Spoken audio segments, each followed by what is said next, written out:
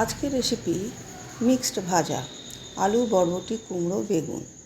এর জন্য কড়াইয়ে পরিমাণ মতো তেল নিয়ে তাতে কালো জিরে শুকনো লঙ্কা ফোড়ন দিয়ে দিলাম।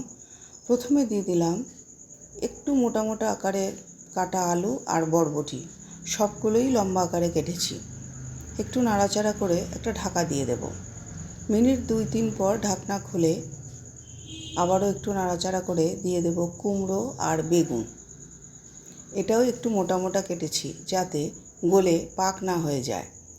এরপরে এটাও খুব ভালো করে নাড়াচাড়া করে আবারও ঢেকে দিলাম। আবারও ঢাকনা খুলে একটু নাড়াচাড়া করে দিয়ে দেব পরিমাণ মতো নুন, হলুদ, গোলমরিচ গুঁড়ো, একটু মিষ্টি, 2 কাঁচা লঙ্কা আর ধনে পাতার ডাঁটাগুলো। এটাতে কিন্তু স্বাদ আরও বাড়িয়ে দেয়। এবার আবারও একটু নাড়াচাড়া করে ঢেকে দেব। ভাপেই এটা হবে, কোনো রকম জল না।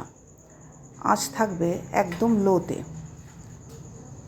দেখুন নাড়াচাড়া করে মোটামুটি হয়ে গেছে। এবার নামাবার আগে আমি দিয়ে দেব একটু মাখন আর একটু হিং। ব্যাস তৈরি মিক্স ভাজা।